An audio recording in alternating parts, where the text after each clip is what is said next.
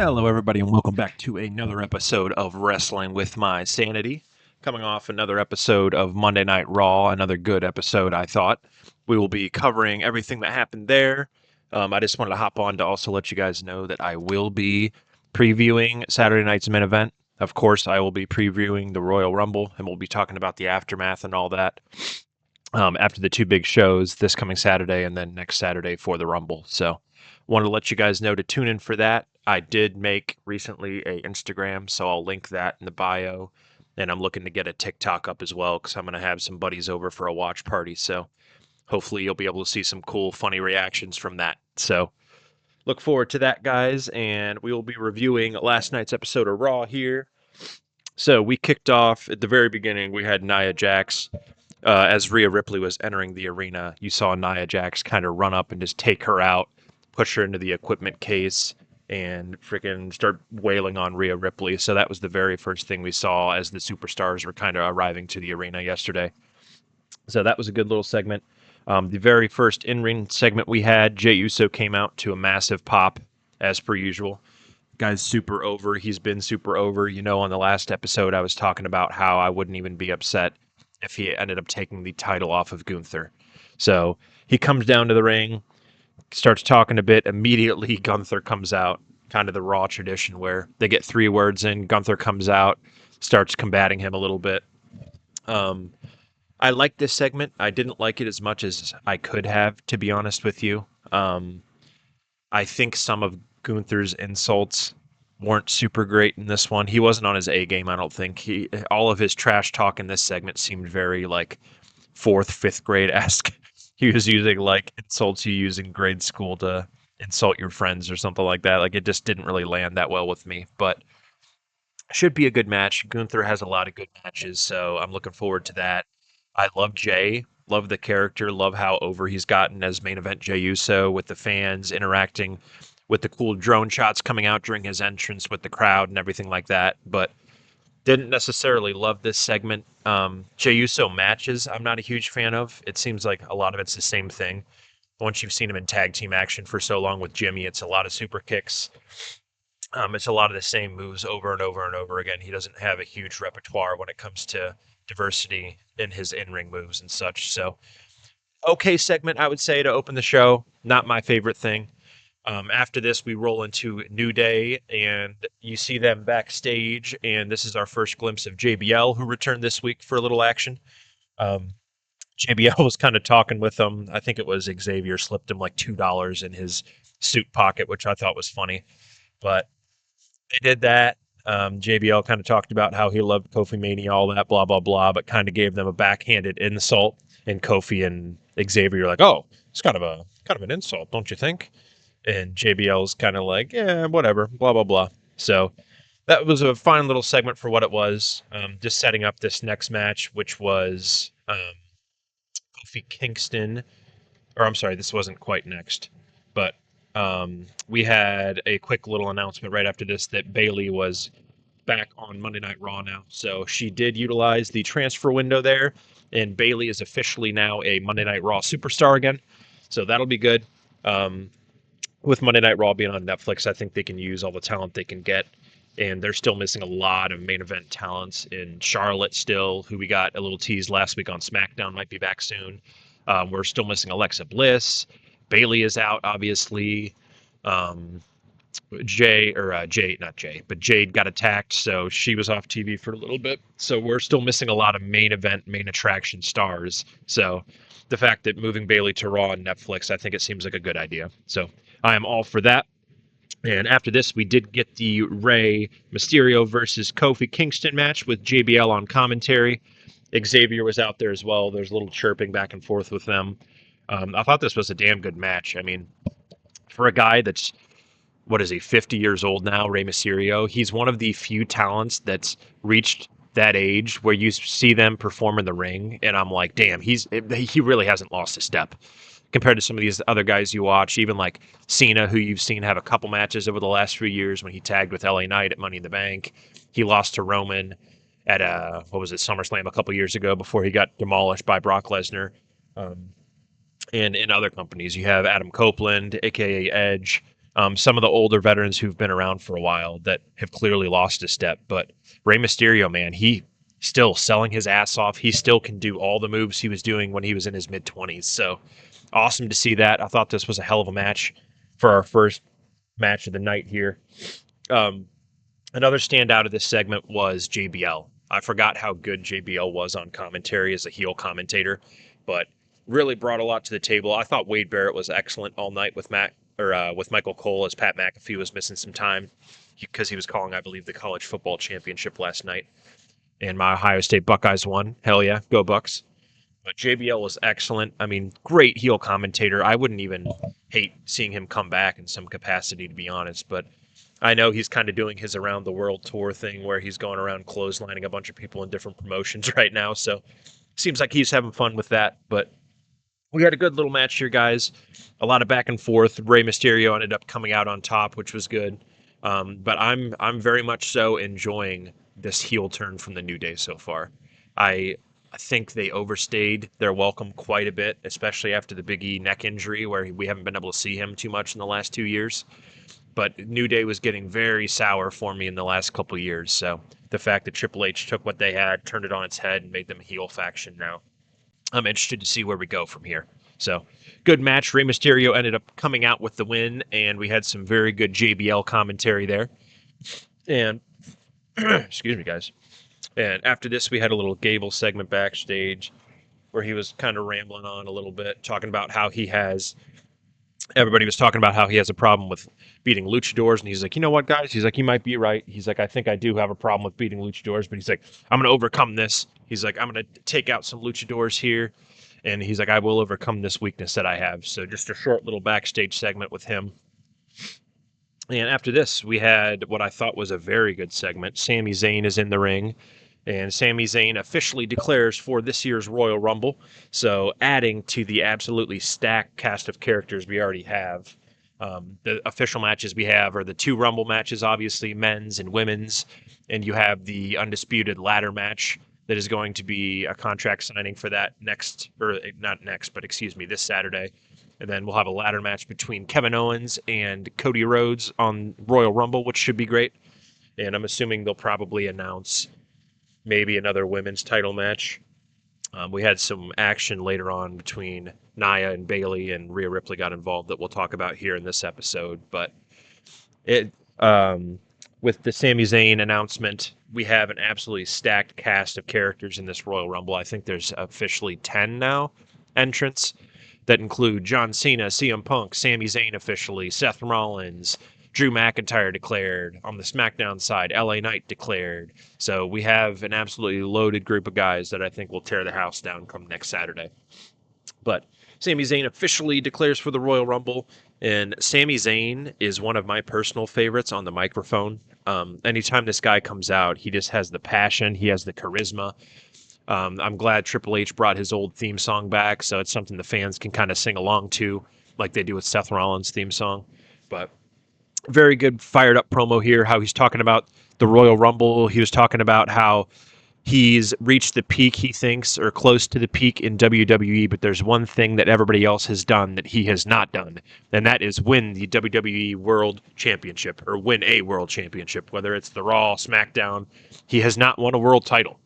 And that is something that Sami Zayn wants to do. So he declared for the Royal Rumble. And I'm not going to lie to you guys. After him cutting this little promo, I kind of was like, in the back of my mind, I'm like, damn, I kind of want Sami Zayn to win. Just because I have a feeling, and I'll talk about this when I preview the Royal Rumble, I have a feeling that Triple H is going to swerve us with the winner of the men's match. I don't think it'll be Cena. I think Cena might go on to win the Chamber. But I wouldn't mind seeing Sami Zayn win. I don't know if he will, just because there's so many huge talent in that match this year. But his promo here got me interested in seeing him win the Royal Rumble this year. So very good job by Sami there. Kevin Owens came out at the end of it, was talking, trying to be manipulative like Kevin Owens does. He's like, through everything we've been through, you've had my back. He's like, I'm hoping. He's like, you know what? I don't hope. I know you're going to go on. You're going to win the Royal Rumble. And he's like, basically planting seeds to confuse Sami, and you could tell at the end of the segment that Sami had that confused kind of, what do I do look on his face. So A very good segment here, I thought. I thought the promos really delivered all night tonight. And rolling from this, we had a little Sheamus and Braun Breaker backstage segment where they talked about the Intercontinental title. Sheamus kind of talked about how it's still been the one thing that's eluded him after all these years. They're really pushing this as kind of the last run for Sheamus, where it's like this is the last thing he has to accomplish, and once he does, I don't know how much you'll see him, but he's really going after that IC title. Braun Breaker, of course, walks up to him. He's like, yeah, you're never going to win the title, blah, blah, blah. You see this belt right here? This is the closest you're ever going to get to winning a championship. And that's pretty much the general gist of that segment. So moving on from that, we had the Nia Jax versus Bayley match, which I thought for a Nia Jax match, guys, I thought it was a damn good match. Damn good match. In my brief history here on YouTube thus far in doing this podcast, I am not a big Nia Jax fan whatsoever. I've made that clear on other episodes. But I thought this was a damn good match. I didn't think she had too many botches or anything like that. There was quite a bit of good back and forth. Bayley hit some good moves in there. She eventually hit the big drop on her at the end, and Nia Jax did get the 1-2-3 win. I thought another thing that made this kind of more interesting was having Roxanne Perez, who was on Friday Night SmackDown, also ringside for this match. So Bayley kind of got in her face, and then one of the security guards grabbed Roxanne, and she's kicking and screaming. And I didn't notice it last night live, but what I did notice this morning when I was kind of scrolling through Twitter and doing my rounds, when Roxanne was kicking and screaming, she absolutely fucking took out the lady behind her, just kicked her in the chest, and this lady fucking flies out of her chair. So I thought that was funny watching that back. I don't think she got seriously hurt or anything, thankfully, but seeing that little clip today on Twitter actually made me laugh quite a bit. I'm like, man, Roxanne was kind of flailing around AJ Lee style and kicked this poor lady out of her seat that was behind her. So good stuff there. Damn good match between Bayley and Nia. Bayley can have a good match with a broomstick, so didn't expect anything less out of Bayley there. And with her being back on Monday Night Raw, I thought this was a good reintroduction to her. After this, guys, we had... Oh, I'm sorry. At the very end of the match, I forgot Rhea comes running down. You hear, "This is my brutality!" hit, and then Rhea comes down, starts fighting Nia Jax, throwing haymakers. They get separated. Rhea grabs a microphone and calls her out for Saturday night's main event. So, although I thought the match was good, I thought it was a good reintroduction to Bayley on Monday Night Raw. I do not care. I don't give a single solitary crap about this match coming up between Nia and Rhea, guys. I mean, we've seen this feud already. We saw Rhea defeat Nia in the main event of Elimination Chamber, I believe, when they had it in Australia last year. So I don't understand why we're running this feud back. One of the few criticisms, and I mean few, because I think he's done a damn good job so far in control of WWE creative and everything, with Triple H, is the fact that he has not seemed to do a great job building up heels in the main event women's division. So you could have had Rhea take on somebody new. It feels like her title reign is already getting started on kind of a crappy note with Nia Jax here at Saturday night's main event. I mean, let's build up some women here. Let's get some better heels in here, especially after you've turned Rhea from a heel back to a face. She's beaten Liv Morgan so many times. You're not going to run that back again. We got to get some action going here, guys, in the heel division on Raw. Bayley's a face again now. So we got to bring back Alexa Bliss as a heel. We got to bring back Becky Lynch and make her a heel. I mean, we got to do something to where we get some action here on Monday Night Raw, because the people that should have been lined up for Rhea Ripley when you had this plan for months for her to get the belt back from Liv Morgan, she should have a better feud than this. I mean, it should have been somebody as a heel. It could have been Bayley as a heel. You could have been building up Lyra or somebody as a one-off match between two faces. I mean, there's so many directions we could have gone here, and we're getting what feels like a very forgettable incoming match between Nia Jax and Rhea Ripley again. So, not a fan of that, but we'll see what comes out of it. I hope it's a one-off thing, and I hope it's not going to be something that continues long, because obviously Nia Jax isn't winning that belt this Saturday at Saturday night's main event. So we will see where that goes. After this segment here, Lyra got a short little backstage promo just talking about how she's not afraid and she plans on defending her IC Women's Championship against anyone, anywhere kind of thing. So that was a good little backstage segment. And then we had a match between Pete Dunne and the newly acquired Penta El Idolo, or not El Idolo, Cierro Miero El Idolo, freaking Andre out here, Andrade. But another really good Penta match here, guys. One thing I thought was shitty with this, I noticed Netflix cut out the Pete Dunne promo. Like I was watching it on the replay because I only got to see the first hour or the first. God, I'm fucking struggling today. The first half hour I watched live on Netflix, and then I watched the replay. But I noticed they cut off the Pete Dunne promo, like while he was talking about how he doesn't get any respect around here anymore and how he wants to change that. Literally, while he's talking, they fucking cut out his microphone and go to break. So that was kind of shitty. Not a good look for Pete Dunne. I'm sure somebody told him backstage about what happened. I'm sure he's probably pissed about that. But good match here, I thought, between Penta and Pete Dunne. They're both very good workers. Penta is starting to slowly win me over here as a singles act. I'm curious to see what they're going to do with him if they bring his brother Ray Phoenix in whenever Tony Khan's done absolutely fucking him over and freezing his contract and fucking basically paying him to stay at home when he could be with his brother in WWE doing good stuff. So good match. Penta hit another Mexican destroyer in this match, which I thought Pete Dunne sold very well. As long as we keep these to a minimum, I think if you continue to put him with guys that can sell and work well, I think Penta will be a success in WWE.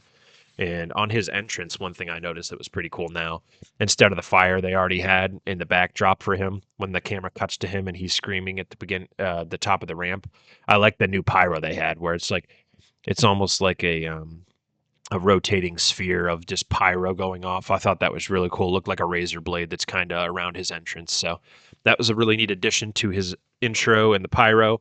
And Penta, of course, came out on top over Pete Dunne. So Penta gets his second win in a row on Monday Night Raw. And after this, we get a Logan Paul returning little vignette, which, woo, who cares? And being as a guy that's very close to Cleveland, I was fully expecting Logan Paul to return in Cleveland, and thank God they are not doing that because Cleveland Monday Night Raw is in a couple weeks here, right after the Royal Rumble, and I was fully expecting Triple H to do that again, where he puts hometown guy on the card, and he may be on the show, but I'm just glad that Logan Paul is going to be returning next week in Atlanta, Georgia.